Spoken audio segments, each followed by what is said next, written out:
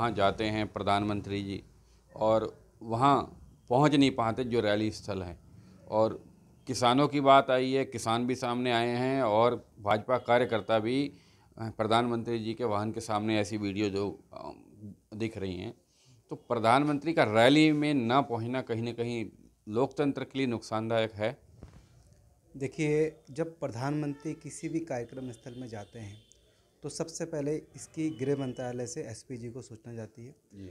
और प्रधानमंत्री के सभी सिक्योरिटी की जिम्मेदारी एसपी के अंतर्गत होती है। एसपी जी 48 घंटे पहले जिस रूट से प्रधानमंत्री जी गुजरते हैं उसकी पूरी जिम्मेदारी अपने पास ले लेते हैं। इंटेलिजेंस, आईबी, रॉ, सीबीआई जितने भी एजेंसियां हैं एक्टिव हो जाती हैं। यहाँ तक कि जो स्टेट की पुलिस है वो भी एसपी जी के निर्देश पे ही काम करती है। जी जी। साथ ही उसके आसपास के जितने भी अस्पताल हैं वहाँ पे अलर्ट कर दिया जाता है। वहाँ पर प्रधानमंत्री जी के ब्लड ग्रुप का खून इकट्ठा कर दिया जाता है। ये जब तमाम चीज़ें होती हैं उसके बावजूद अगर इस तरीके की घटना होती है तो कहीं ना कहीं ये एक षड्यंत्र है, ये एक प्रोपोगंडा है, क्योंकि सामने पंजाब का चुनाव है और कहीं ना कहीं बीजेपी पंजाब में पूरी तरीके से फेल है, क्योंकि इस किसान आंदोलन ने हमारे किसान 700 शहीद हुए हैं, जिससे पूरे पंजाब में प्रधानमंत्री नरेंद्र मोदी जी के खिलाफ एक बहुत बड़ा आक्रोश व्याप्त है। और कहीं ना कहीं जब लोगों को पता चला कि प्रधानमंत्री जी इस रूट से आ रहे हैं तो लाजमी था, लोकतंत्र है, हर किसी को अपनी बात कहने का अधिकार है। और तो और जब प्रधानमंत्री जी वापस एयरपोर्ट लौटते हैं तो ये उनका जो बयान होता है ये बड़ा शर्मनाक होता है कि अपने बयान एएनआई के हवाले से आया है। प्रधानमंत्री का अपना बयान है ना, ट्वीट है। एक समाचार एजेंसी एएनआई करके है, उनके हवाले से ये खबर दी गई। देखिए, अगर समाचार एजेंसी से ये न्यूज़ आ रही है तो ये और बहुत बड़ी बात है। क्यों? क्योंकि समाचार एजेंसी कहीं ना कहीं केंद्र के इशारों पर चलती है। जब ऐसी बात, बाकी तमाम बातें हुई होंगी, आपने सिर्फ उसी बात को क्यों हाईलाइट करने का काम किया? अगर प्रधानमंत्री देश के हैं, सिर्फ एक विशेष राज्य के नहीं है। अगर आप कहते हैं कि आप अपने मुख्यमंत्री से शुक्रिया अदा कीजिएगा कि मैं सुरक्षित एयरपोर्ट तक पहुंच पाया हूं, ये शर्मनाक देश के लिए है। देश के गृह मंत्री को जिम्मेदारी लेनी चाहिए और अपने पद से इस्तीफा देना चाहिए। देश के गृह मंत्री को गए तो पंजाब में हैं, गृह मंत्री से आप इस्तीफा मांग रहे हैं। बिल्कुल, क्योंकि एसपीजी की पूरा नियंत्रण गृह मंत्रालय के अंदर होता था। गृह मंत्रालय के अंदर पूरे देश की पुलिस, इंटेलिजेंस, रॉ, तमाम सिक्योरिटी एजेंसीज गृह मंत्रालय के अंतर्गत काम करती है। तो वर्तमान में जो स्थिति है वहाँ पर अब राजनीति वहाँ कुछ बदल जाएगी, कुछ ऐसी संभावना है कि कुछ पंजाब के लोगों के खिलाफ भी कुछ लोग अनर्गल बयानबाजी कर रहे हैं। देखिए, पंजाब एक समृद्धशाली प्रदेश है। यहाँ पर जो किसान हैं बहुत बड़ी मात्रा में खेती करते हैं और कहीं ना कहीं उनके आय का स्रोत किसानी है। जिस तरीके से नरेंद्र मोदी जी किसान कृषि कानून बिल कुछ उद्योगपतियों के इशारे पर लेके आए, उससे हरियाणा, पंजाब और आसपास के यूपी, उत्तराखंड के तमाम किसान बहुत ज़्यादा नाराज़ हैं। क्यों? क्योंकि सबसे ज़्यादा खेती यही किसान लोग करते हैं। और बाकी कुछ बीजेपी के लोग ये भी कहते हुए आए हैं कि क्या पंजाब, हरियाणा के लोग ही खेती किसानी करते हैं? मैं उनसे ये कहना चाहता हूँ, पूरे देश में गेहूं का सबसे ज़्यादा उत्पादन पंजाब करता है और रोटी आज के समय में प्रत्येक व्यक्ति खाता है। तो कहीं ना कहीं वो डायरेक्ट इस चीज़ से प्रभावित थे, इसलिए वो इस कानून का विरोध करते आए। जब से ये कानून इम्प्लीमेंट होने से पहले जब चर्चा हुई तभी से लोग विरोध कर रहे थे। उसके बाद कानून बना, संसद में पास हुआ, राष्ट्रपति जी का मुहर लगा, उसके बाद से आपने देखा होगा Tikri border, Singhu border, Ghazipur border, तमाम देश के बॉर्डर थे, जो किसान थे वहाँ पहुँचे और साथ साथ अपने अपने राज्यों में अपने अपने तरीके से शांतिपूर्ण तरीके से विरोध प्रदर्शन कर रहे थे। लेकिन उस आंदोलन में कई किसानों ने अपने बलिदान दिया है। अगर आपको वो कानून वापस ही लेना था तो आपने पहले क्यों नहीं लिया? क्यों आपने 700 किसानों के मौत का इंतजार करते रहे? इसलिए उनके अंदर आक्रोश है। अगर अगर किसान मुआवजा मांग रहे हैं तो आपने अभी तक क्यों नहीं दिया?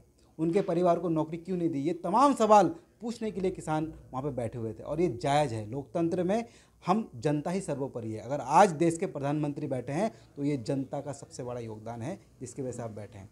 और हमें एक चीज़ और भी सुनने को आई, कल पंजाब का वेदर जो भी था ख़राब था। जब आपको मालूम था कि पंजाब का वेदर ख़राब है, क्या इंडियन मेट्रोलॉजी के डिपार्टमेंट को मालूम नहीं था?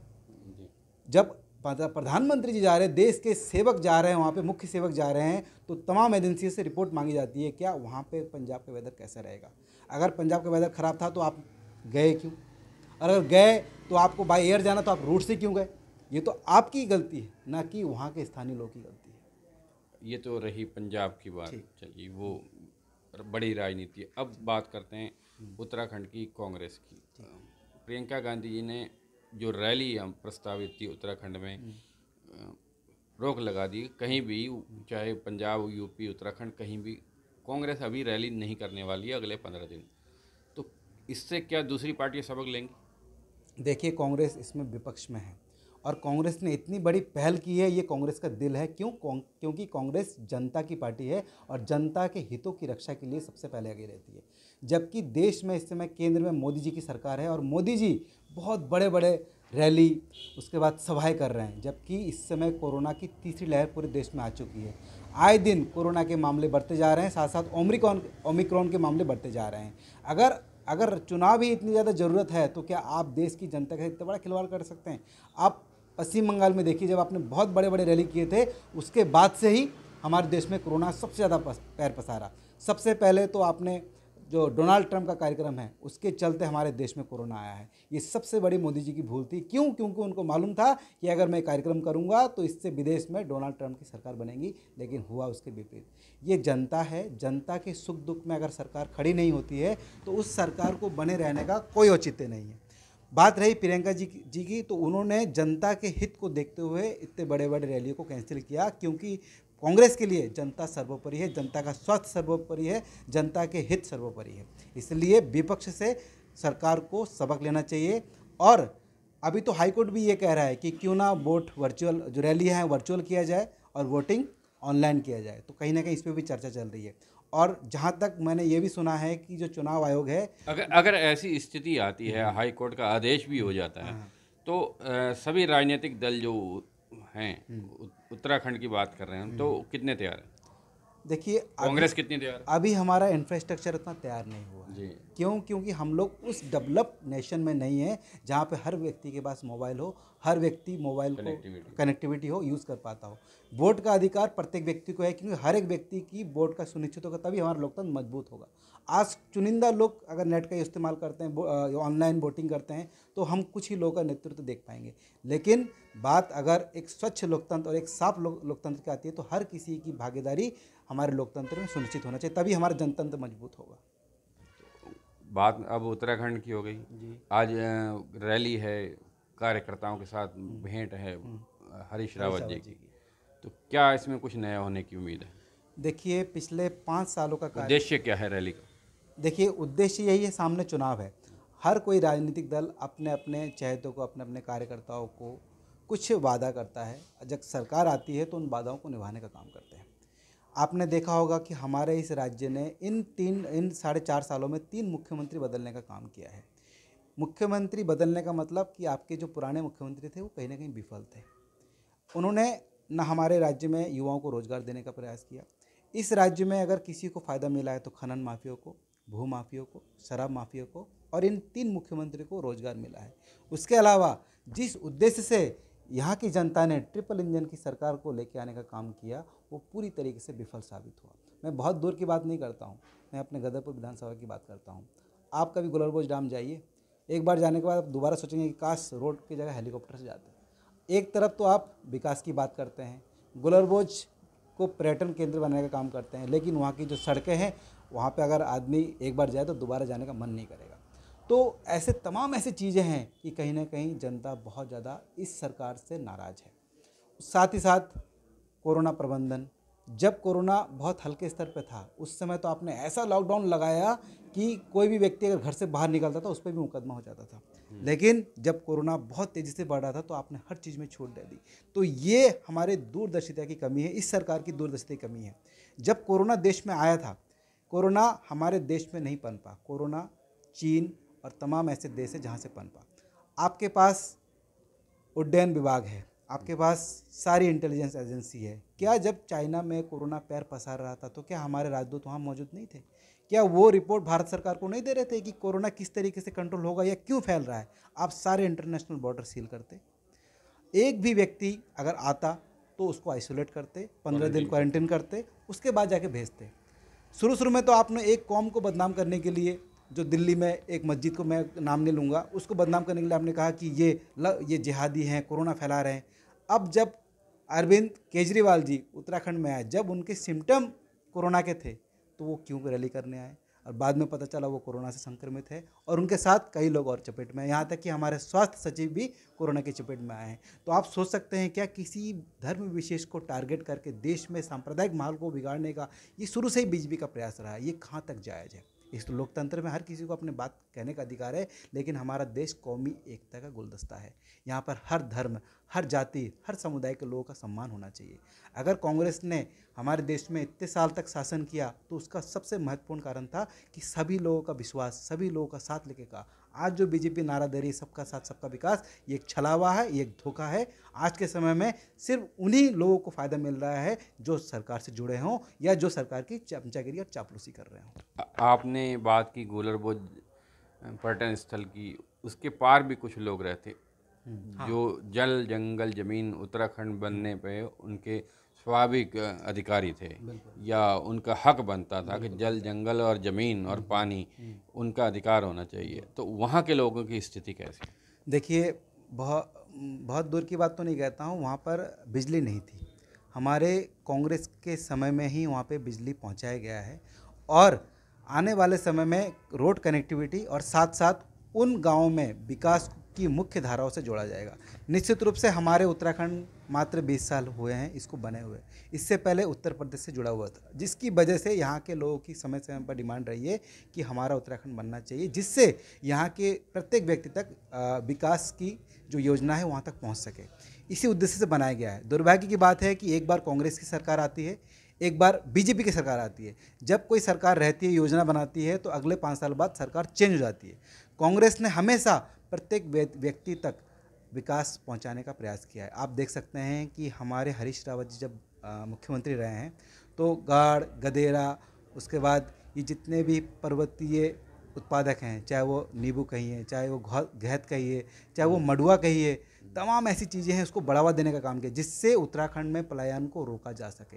उत्तराखंड में पलायन का मुख्य वजह यही है कि यहाँ के लोगों को रोज़गार नहीं मिल पाता है। अगर वो अपने खेतों में किसी फसल को उगाते हैं तो उसका उचित मूल्य नहीं मिल पाता है, जिसकी वजह से वो निराशा हाथ लगती है और कहीं ना कहीं वो दूसरे राज्यों की ओर पलायन करते हैं और अपना रोज़गार की तलाश करते हैं। लेकिन हमारे उत्तराखंड में संसाधनों की कोई कमी नहीं है। हमारे उत्तराखंड में वन संपदा है, इतने जड़ी बूटियाँ यहाँ पर है, इतने कीमती कीमती पेड़ हमारे पास हैं। अगर हम इसको व्यवस्थित रूप से इसका वो करें तो उत्तराखंड से समृद्ध प्रदेश और कोई नहीं बन सकता। ज़रूरत है एक सही नेतृत्व की, एक सही विकासपरक सोच की और सभी लोगों को साथ लेकर आगे बढ़ने की। गोलरबोझ जलाशय में कितने गांव ऐसे जो आज भी नौकायन के जरिए परिवहन करते हैं?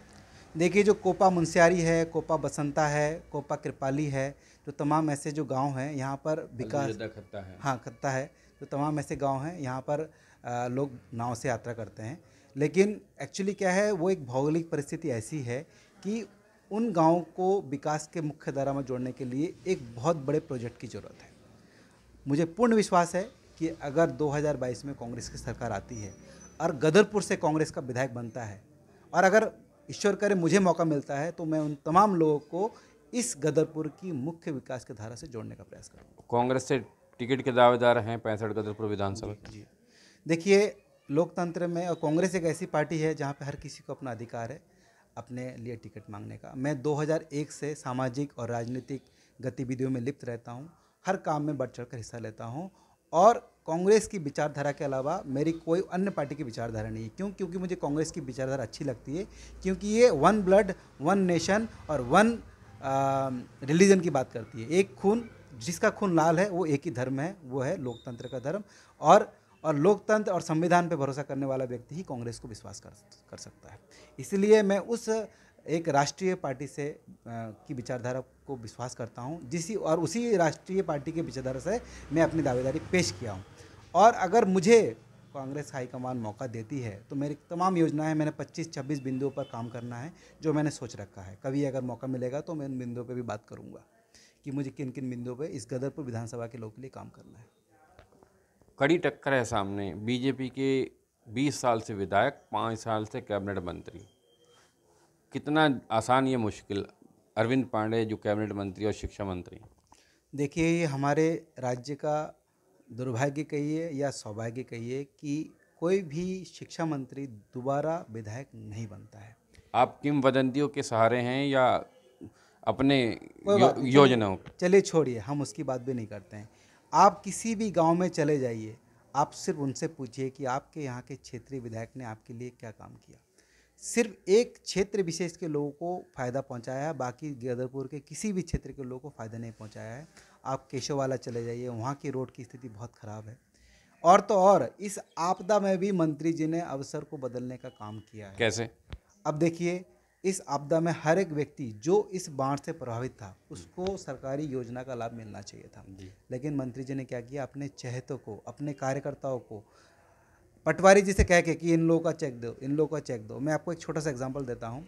हमारे जगन्नगर में खत्ता है, उन खत्ता के 40-45 खत्ता परिवार। से आशय सिख वर्ल्ड न्यूज़ के दर्शकों को बताना चाहूँगा, खत्ता से आशय होता है कि जो जंगल के अंदर मूल निवासी हैं, चाहे वह गुज्जर हो या अन्य, जो वहाँ वर्षों से रह रहे हैं, वो गांव नहीं कहे जाते, वो खत्ते कहे जाते हैं। और सिख वर्ल्ड के दर्शकों से मैं अपील करना चाहूँगा कि इस वीडियो को ज़्यादा से ज़्यादा शेयर करें, जिससे कि किशोर हालदार जी जो आज बूथ कांग्रेस के अध्यक्ष हैं, हमारे साथ जुड़े हैं, इनकी बात को ज़्यादा से ज़्यादा लोग तक पहुँचाया जा सके।